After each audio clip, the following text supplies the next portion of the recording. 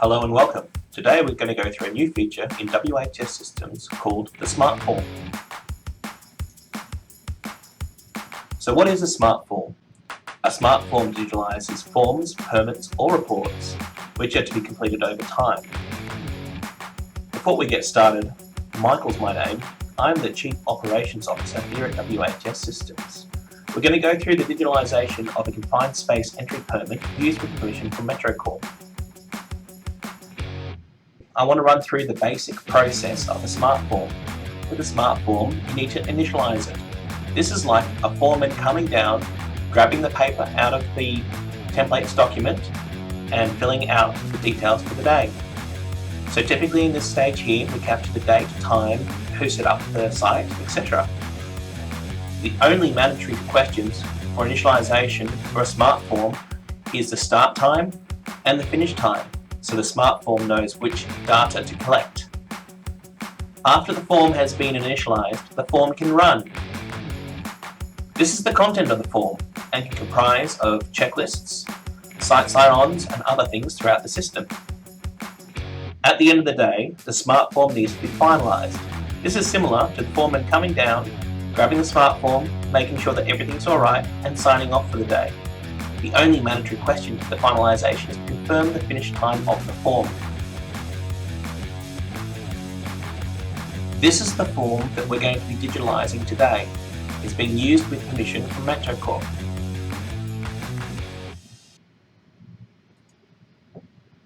The first part of digitalising a form is to identify which part is the initialisation questions. As mentioned before, the only requirement for the initialisation phase is the start time and to indicate the finish time. But in this case, we're also going to include the permit number and all these other questions which are required.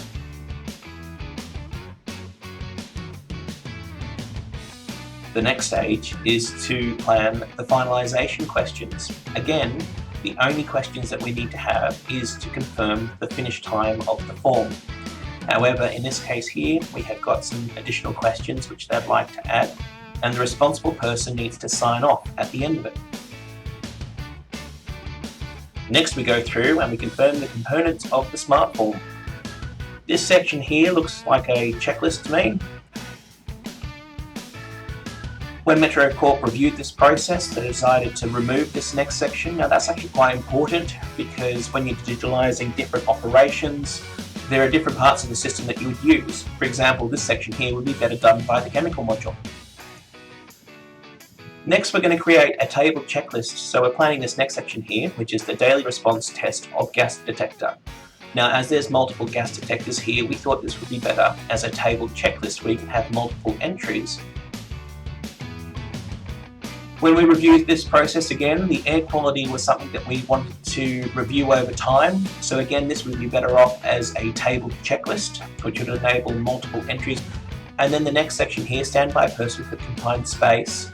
It's site sign-on with responsibility, which is just going to record that someone has got the right responsibility to be the standby person and that they're at a particular place at a given point in time.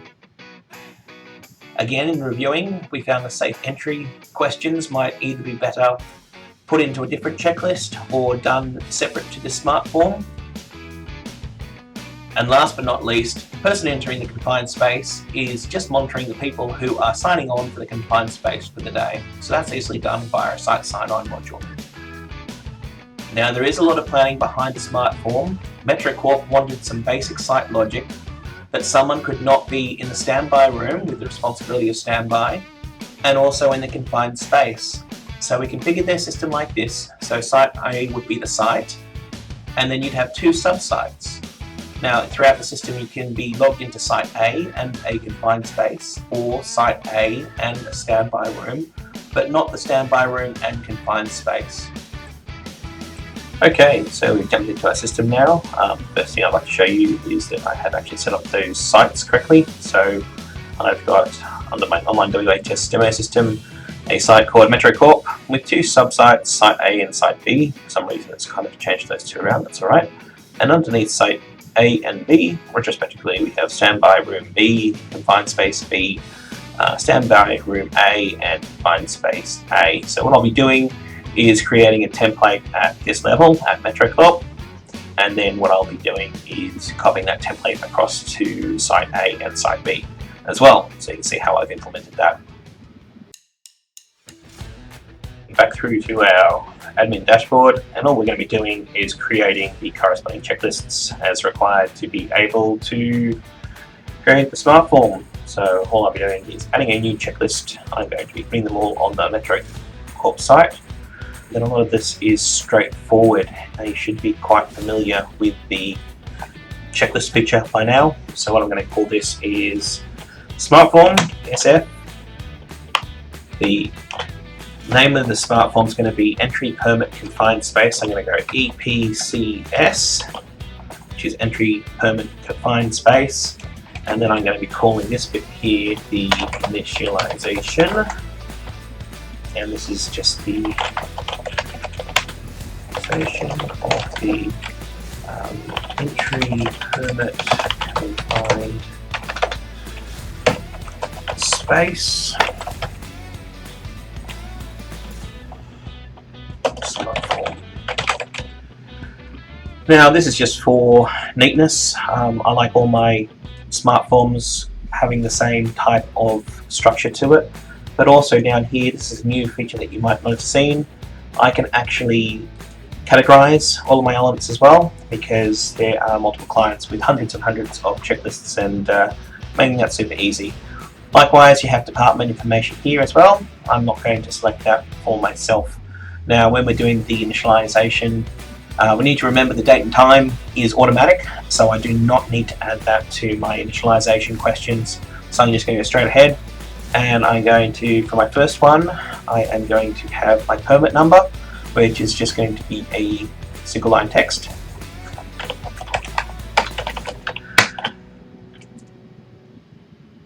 And I'm just going to go ahead and create all of these items down here. I'll speed this up so that it doesn't take too much longer in the video.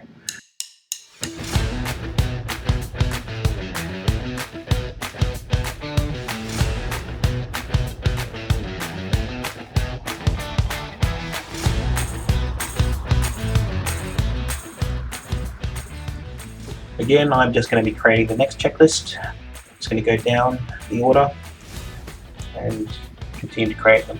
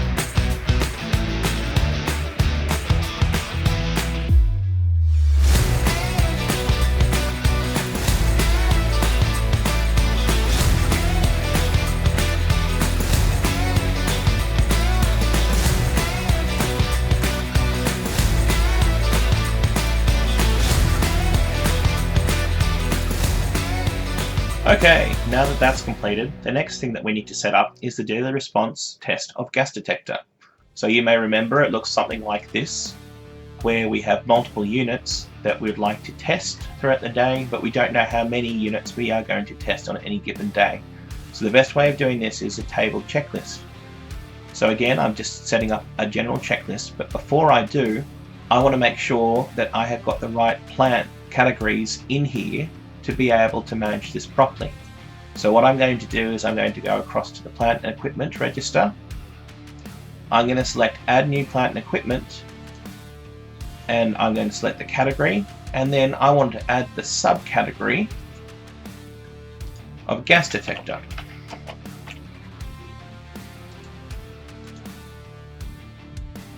Now you'll see in the drop down menu gas detector. So now I'm going to go back to the checklist register. From the checklist register, what we now want to do is we want to add a new checklist, but before we get started we want to categorize these so that we can run reports from the plant and equipment register as well. So what we're going to do is we're going to go down to the categories and we're going to come up with name, which will help us report on this. So this checklist is a daily test on plant and equipment. If I go into the plant and equipment register, I can pull down a report on all daily tests done across my plant and equipment. So if there's an issue, I'm able to find the history on it. So I'm going to submit this here.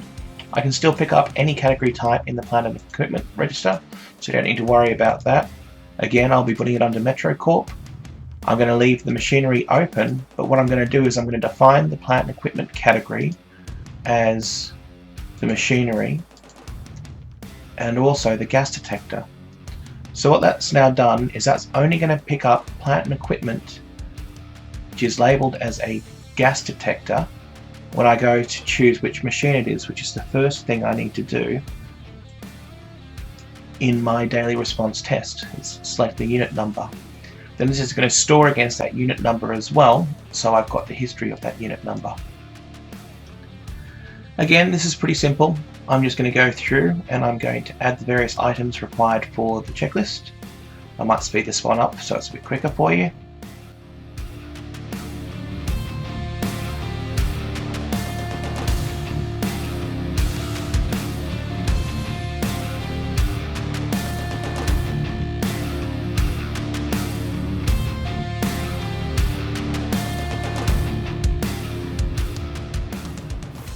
Okay, we're almost there. Thank you for bearing with me.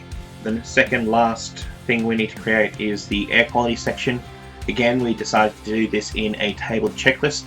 The reason being is that there are going to be multiple entries of this throughout the day.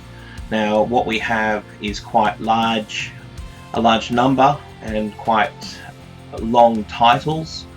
We want to condense this as much as possible because if you can imagine, this is going to be a table, so each of these questions are going to be a column. And so instead of oxygen, we're going to say O2 levels, carbon monoxide, CO.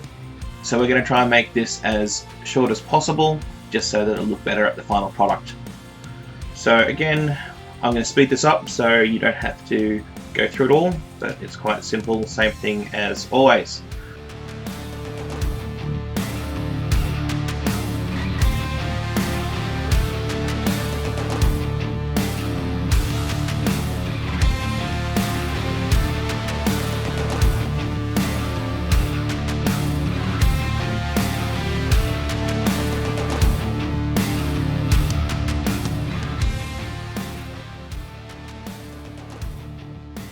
Okay, for the next bit, we've got the standby person from Confined Space. We don't have to configure too much for a site sign-on, however, for a site sign-on with responsibility, we want to make sure that that responsibility is in place. So this is a really good opportunity to show you our relatively new responsibility register as well. So we just go into the responsibility register and add a new responsibility. So we have the responsibility of standby person for confined space, and that's as much as we really need to do. Of course, with a responsibility, you might need a certain position, a certain qualification or a certain induction to be done for that. I know that it's the case that Metrocorp does need certain qualifications in place, but it's up to you how you want to do this. Once I've completed that, that's pretty easy. It's been completed. Now all I need to do is add people to this particular qualification I've set up. Now previously in the system we had one qualification per site. Now what we've got here is we have a qualification and then you can assign a person for a site to that qualification. So let's do that now. I know it sounds complicated, but it really isn't. So I'm just going to go mass assign, and I am going to filter. I can filter employees by all of these things here. Now I've just named them Stan. So standby man, standby persons. Go check that out. Now for the sites, I only want Metrocorp. Now, Metrocorp has got a number of sub-sites underneath it. When you add a responsibility, you can automatically select all selections and sub-sites. And that's just a really good way of doing it. Now, this process does take a while to calculate everything because it does go off and try and look for a whole bunch of things. So bear with me for a second. Alright, and here we are, the responsibility check. Now this is just showing you every combination of employee and site that you've got there. So if you've got hundreds of sites and hundreds of employees, this section might take a bit to load. Hasn't for us today. Now we can go through and we can, by exception, remove people from this, but for what we're trying to do, that's perfect. Okay, so I'm going to hit submit here. Now that's pretty much allocated that person to all of those site combinations that we've got. So for every single person, you are going to see Metrocorp, Site A, their subsite, Site B, and those subsites. And here we are. We've got a register of people who are assigned to this responsibility. Later on, we can allocate them to a process or notification, but that's coming a bit later in the system. For now, this is going to suit our purpose. So back to the checklist.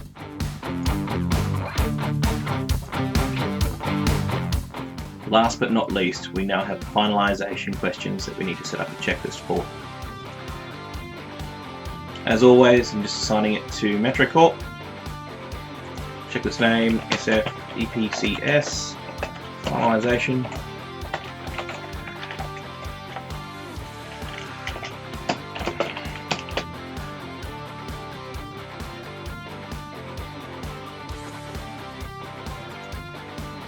Alright, in this form here, we don't have to worry about the time because that is the one mandatory question.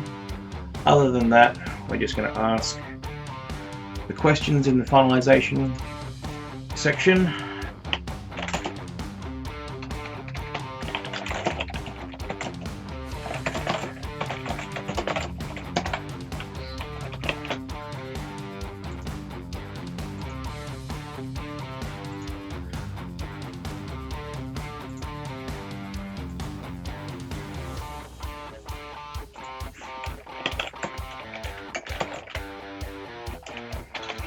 Now it says observation incident section, but we know that there is an incident register which is separate to this, so we're not going to have the incidents, but we'll have observations in there, which is good. And we actually might put in the ability to add action, maintenance and hazard as part of this checklist.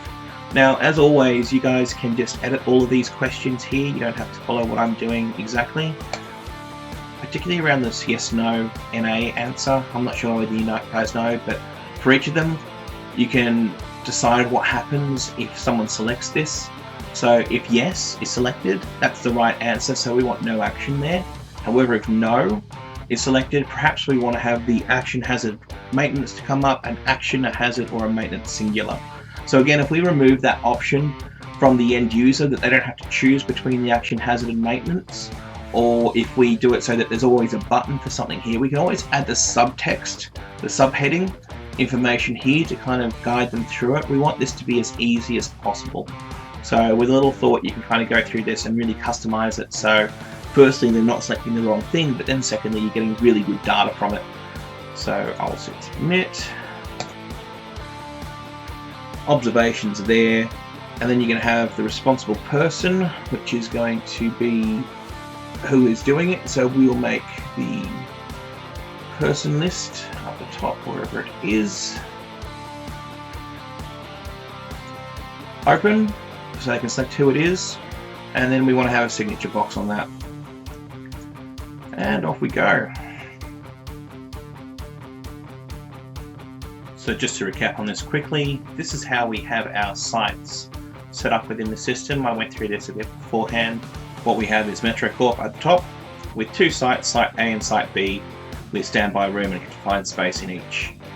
What I'll be doing is I'll be setting the template at the Metrocorp level, and then I'll be assigning it to both Site A and Site B. So I have the template up here and instances for each Site A and Site B. There's a difference there because the template is just a overview of how it's going to be, whereas the implementation, there can only be one implementation of a Smartform per site because it's open for a period of time. So you want, if you open the Smartform for Site A, to be the one that's already initiated, the one that's always in progress. You can't have two for the same site. So we're going to go through that in a bit. It's okay if it doesn't quite make sense right now, but just remember that this is our sitemap and this is how we're going to be moving forward. Okay, we're back in the system now, and who would have thought it, after about 20 minutes worth of going through this video, we're actually ready to build our Smartform. So we're going to click on the Smartform section here, and we're going to start with the template that we're going to build, and we're going to click on Add New Template. Template name is going to be the Entry Permit Confined Space. I'm not very good at descriptions, so it's going to be quite similar. I can link it to an activity or a compliance. Version number as well, so if I'm going to change this permit, I have a version number for tracking. Now we're going into the design of the actual document. So we have the page orientation. We have two options for this, either portrait or landscape, depending on how you want your report to look. If you've got a lot of tabled checklists, then it's probably better to be landscape, but to try and recreate what we set out to recreate, let's try it portrait to start off with. We can show page number, which is always a good thing. We can talk about putting a border around the page to make it consistent with other documents that we have. And then we have header and footer type. Now for header type, I've got a logo in the top left hand corner and I have got text in the top right hand corner. So I'm going to choose a 2-column header. And what you're going to see is this header information here changes based upon what I select. So I've got 1-column header, 2-column headers, or 3-column headers. This is going to change so I can adjust what I've got in there. So I'm only going to select the 2-column header and whether I want a rule underneath it. The answer is yes. Now the rule of color, we can get really specific here, so we're going to Metrocorp. They have got their logo in the hex value, which is just a way of talking about a color, ED1C24. So that's the Metrocorp red there, so this document's going to match that color scheme that we have. Alright, and just how big we want that. I only wanted a 1, which is a noticeable underline underneath the header. With footer type, again, I only want the 1, and I do want the ruler again. I'm gonna have to type that thing in. If you've got the RGB value, you can as well. The HSL, which is more for printing, but it depends on how you get. It doesn't matter. It's all going to translate to the same value, just for web design, because I'm more in web. It's easier for me to use the hex value. That's what I use, and it translates directly to RGB anyway in base 16. So there we are, we've got that. I'll put that to a 1 so it's consistent, so that might just look pretty. Alright, header left, I want to have an image. Now that we've selected the image, let's do text on the right. Now the content there is going to be a div of Metro.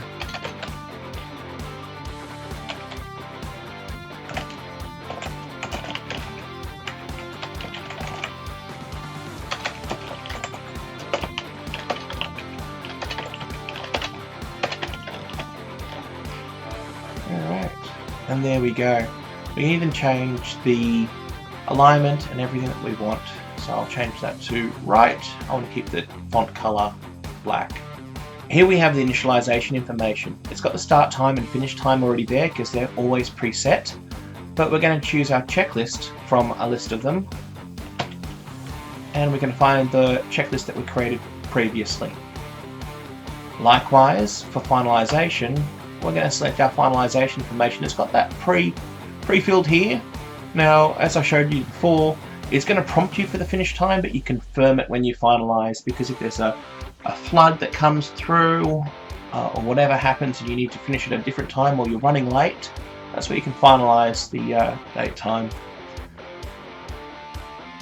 Alright, I'm going to leave it like that for now, and we're going to see how that looks in just a moment.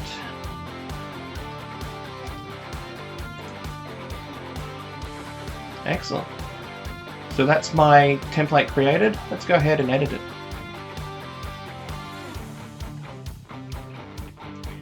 Alright, now that's been created, I can add element, so that's here. I'm going to start off with a heading.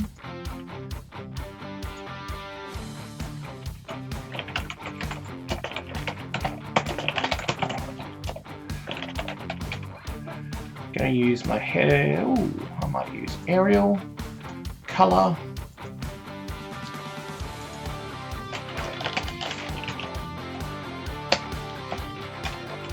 So that's just the same. And I'm going to say about a 18-point header. Alignment, I want that to be center. Position, that is just the vertical positioning. Let's just leave that at a middle. It's probably a good default. And then let's add the information as we would everything else in our system. That's all we're doing.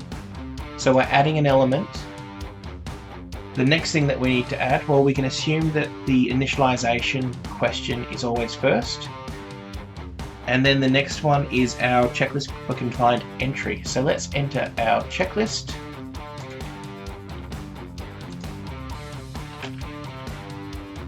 Question set 1, I think we called that. Alright, so that's nice. And then we skipped that section. Then we had the gas detectors, I believe, was next. So I'm going to add element and a table checklist. And let's go through to gas detector. And it's that simple now that we've developed all of these out. Next we have another table checklist, which is our air quality.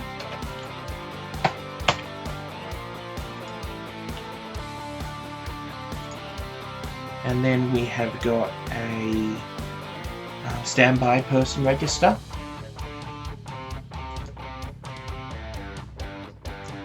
Now if I wanted to put some more information in, what I could actually do is I could recreate some of the text which is in this document to try and make it look a little bit prettier. So I'll skip through this so you can see it, but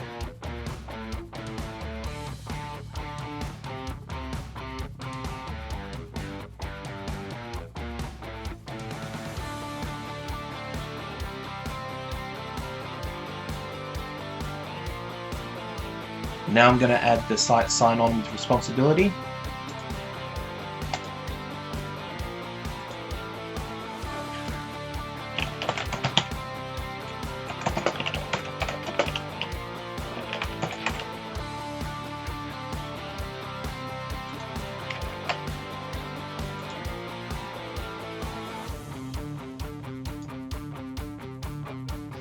So all I've had to do is define the title and the responsibility. Later on, when I initialize it per site, I'm going to confirm which sub-site that is going to look at. So in this template, all I'm defining is the structure, and later when we apply a template to a site, I need to define what site we're looking on for this responsibility.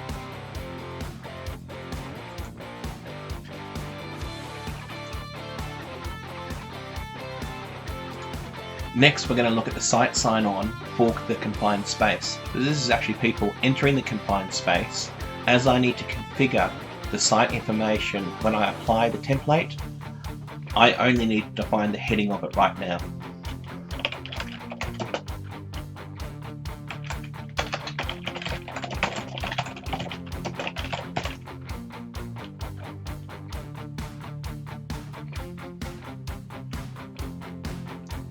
And that's it, we finished the template for the Smartform. It's that easy now that we've got everything set up. So realistically, we did spend a lot of time trying to put together all this information. But then later on, when it's actually time to build the Smartform, that process is quite simple.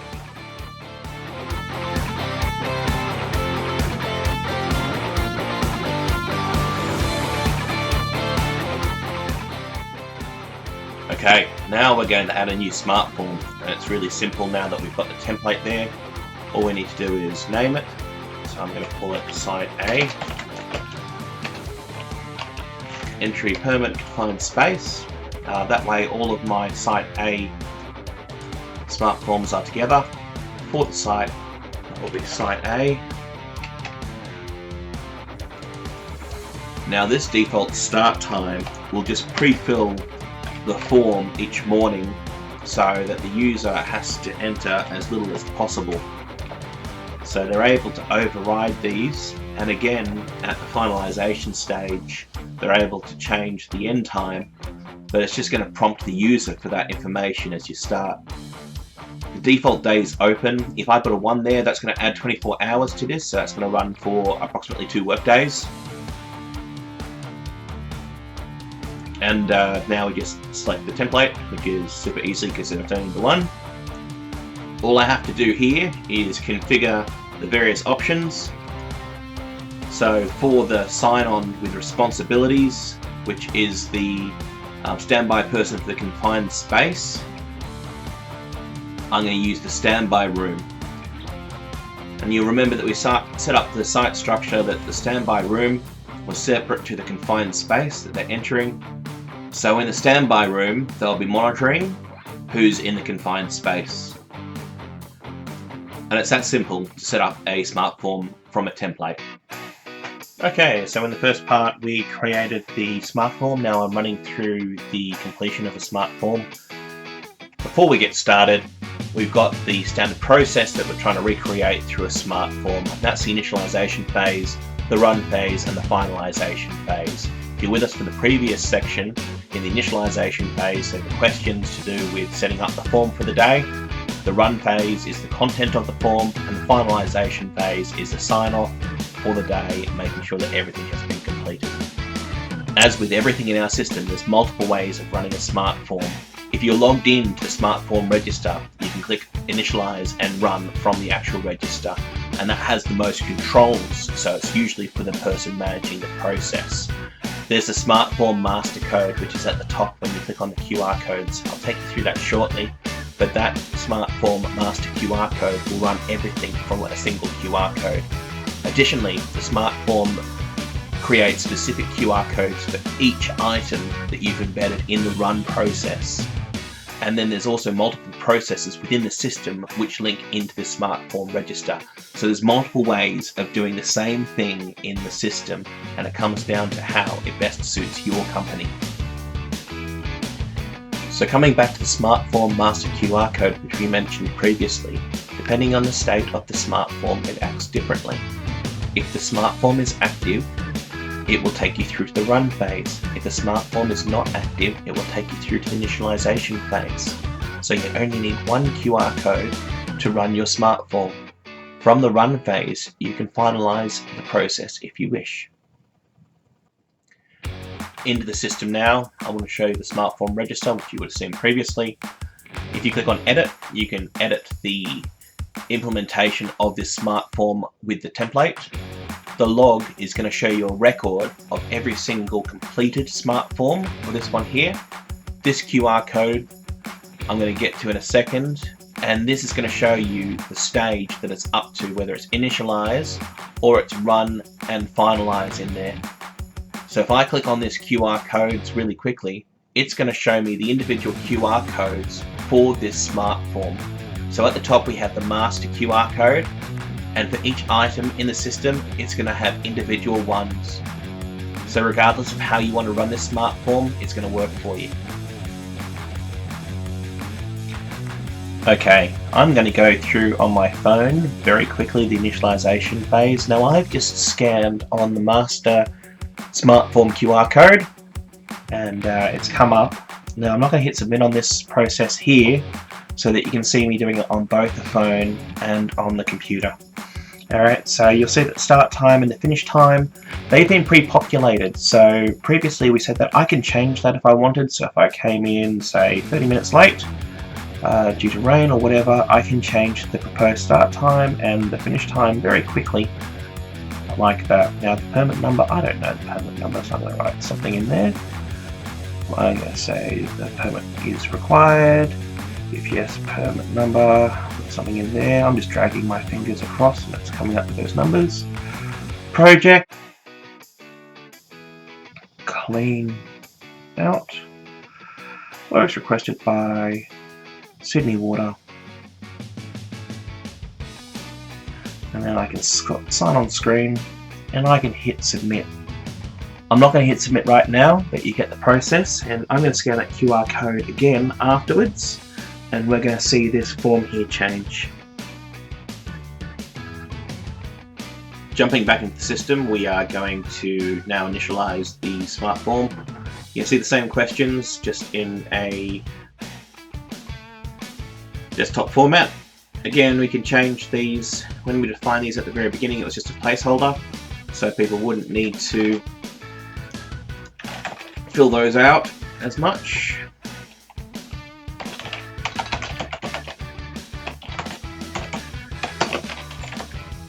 Great. Alright, so we hit signature, and that's it. We've initialized the Smartform. Coming through, you're going to see the initialization questions at the very top, and then it's going to come through, and for every single item that we've added, you are going to see all those questions sitting here. Now in this view here, all I need to do is I need to click on this run button and I can do these. So I'm going to run this first question set in parallel. I will be completing it on the desktop computer so you can see it as I fill it out. However, I'll have the mobile view over in the right. So I'm going to click the run button on the computer. However, on my mobile phone, I'll be scanning that QR code, which we got from the QR code list on the register. So here we go. 1 meter here. I'm not sure what the correct answers are for these ones, so I'm just going to be selecting yes for the majority of them.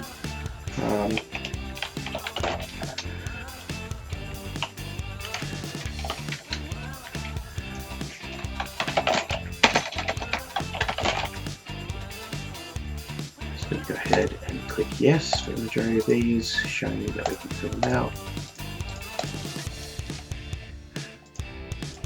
Again, these questions can be whatever you would like them to be. They don't have to be yes, no, NA. Doesn't have to be done in order. It's that simple. I'm going to hit submit on desktop, not on the mobile. Hopefully that worked out okay.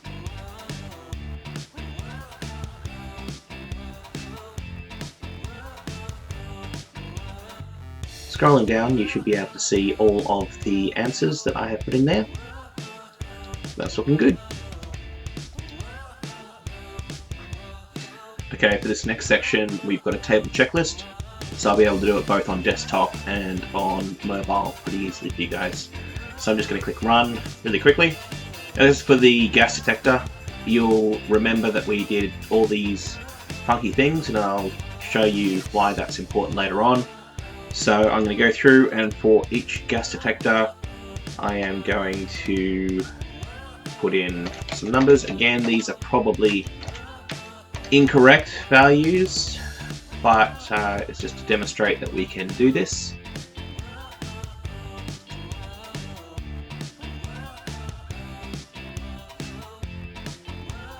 And what we'll see is for every single one, it's going to do a line entry. Alright, I can do that again. I can do this as many times as I would like. So we've got,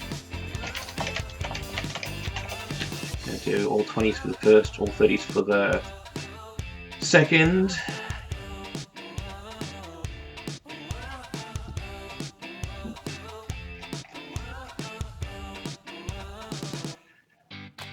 Alright, so that's gone through.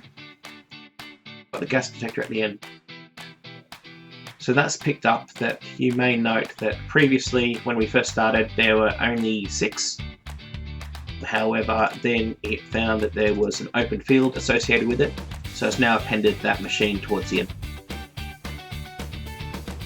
What I'm going to do now is I am going to do it on a mobile device.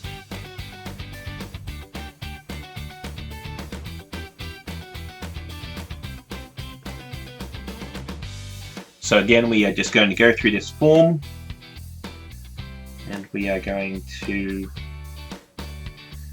fill it out. We have done all 20s and all 30s, so I'll be doing all 40s this time.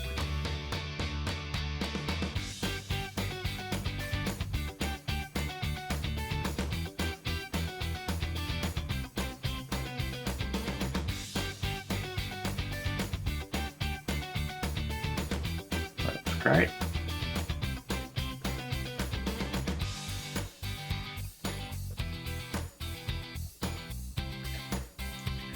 Doing it again, just so that we have got all of the gas detectors complete. Again, we have done all 20s, 30s, 40s, and so we're in the 50s now.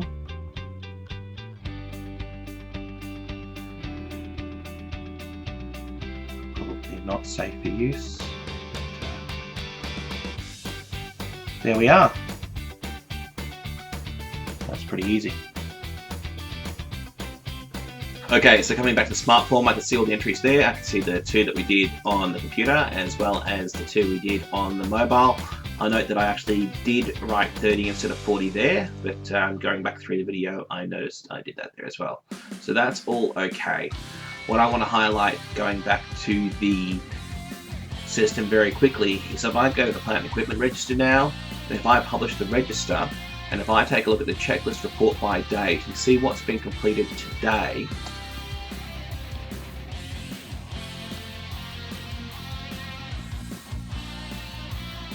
I am very easily going to be able to see which checklists have been done for which machinery. And that's very important, because if I had an issue with this gas detector here, I would want to see, I don't want to export over time, and I want to see all of the reports that have been done on it. So that's quite important. But what's also very good is I can go in to view each of these gas detectors, and down the bottom it's going to show me the checklist which has been completed for it, and when that's been done. I can even download it directly from these bits of plant and equipment. So if there was an issue with this particular plant gas detector here, if there was an incident and it wasn't done correctly, then I'd very much be able to manage all that from here as well. So that's just a really good way of how the system completely interlinks, and yeah, it makes it very, very powerful. Also in the checklists, you're going to be able to filter by checklist type, which I showed you before. And for this one here, again, I'm going to be able to toggle the information panel. I'm going to see a log of everything time this has been completed, complete with PDF and HTML. Now that HTML is if you're uploading multiple images, otherwise a PDF just simply will not load. Back to the Smartform, we're going to just go through the remainder of this form. There's not much to go, so I'll do it quite quickly. I've already demonstrated how you can do it by mobile, so I'll just keep it to this form for now, just to finish it off and make it nice and quick. I'm going to go through the air quality one. Again, start with 20s. Now here I could have left the machine drop down open if I wanted to, and that would have been stored against that gas detector if I had wanted. They didn't at this point in time, so I am just going to say 4512, occupied, ventilation and signature, and we submit.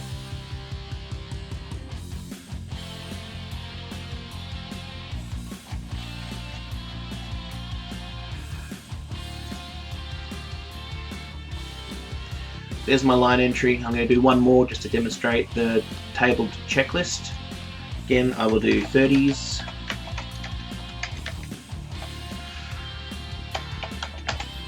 Forgot the names of the gas detectors, which wasn't good. But there you are.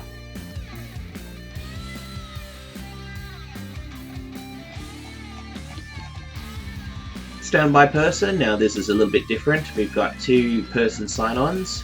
Again, it's pretty simple. I could either sign on via a QR code URL or add a manual record, which is pretty simple. Adding a manual record, all I'm doing is the site, responsibility, first name, last name, etc. I don't want to be doing that. I want to be using this URL. Now, I've enabled all my standby people, something quite similar. So I'm going to do standby man. I'm going to go through his. Now this is the URL from the employee code. So if he's logged into the standby room A with the responsibility of standby person for confined space, there you go. Again, I am going to do it for the next person. Now, it's not going to refresh until I hit it, which is fine. Ideally, you'd be getting them to sign this, but I'm going to show you something in a little while that will make that even better. So this is the next person, signing them in, and it's very easy.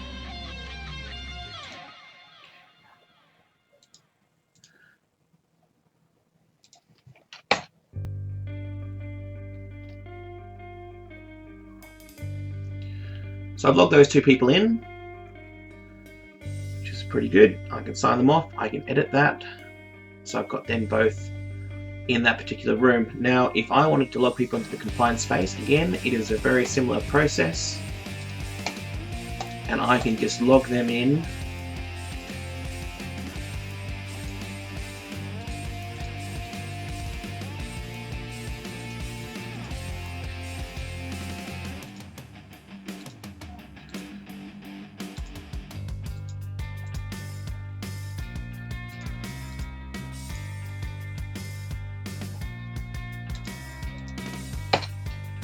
If I hit refresh on this page, what will happen is I can see everyone logged in. I can sign them off from here, or I can go in and I can edit their site entry and exit time. What I'd be doing typically throughout the system is I would be coming through the employee section and I would be publishing the register. I would be wanting to do an ID card export. I always like Excel. Everyone chooses CSV, but Excel just is a bit easier. And hit publish. What you'll see is when you publish that, for each person, you are going to get a number of things. You're going to get the URL to the picture, URL to the company note logo, URL to the employee ID. So if you scan this QR code, it's going to come up with their profile and all of their qualifications and what they have. But it's also going to give them the URL to the employee login page. So what I suggest people who are going to use this register do is they print out ID cards, and they use this export here to put the QR code of the employee ID, but also print on the back a QR code that that employee can use to log in throughout the system. So if I was going to go and pick the last person, which I did not sign in, Stan Dieman, and I'm going to copy that, what it will do for me is, this is a QR code. So I'm going to go here, and that brings me straight through to this page. So Stan Dieman will now see all of his sections that he wants to do. So if he is in the standby room, for example, and he is signing on with that responsibility, he can do that directly from his ID card, which just makes that super easy. Now if I come back to the system very quickly, there's that person that we just logged in using his QR code, which we printed on the back of his ID card. And that will work for all of these items. Last but not least, we have the finalization section. Before we finalize this, I want to go back to the register and just show you something. In the register, you will see that this has changed. This is now open, so it's red, and this stages column has changed from initialize to run/finalize. I can finalize it directly from this register by clicking this button. However, what I'm going to do now is I am going to go to the bottom of the run section and hit finalize. This finalization section is just going to take me through. It's going to confirm the finish time. We do not get to change the start time, but this is what we had in the morning. Asset fit to return to service, yes, hit a signature, and off it goes. We have now finalized that form, and it's shown me the report. It's got all of the information that I filled out throughout the day. But that's not all. What will happen in the register is this is now reverted back to initialization phase, which is perfect. But what we'll see in the log is that we have got a record of what we've just done today. Now I can view that here. It's a nice view. And also, I can download the PDF.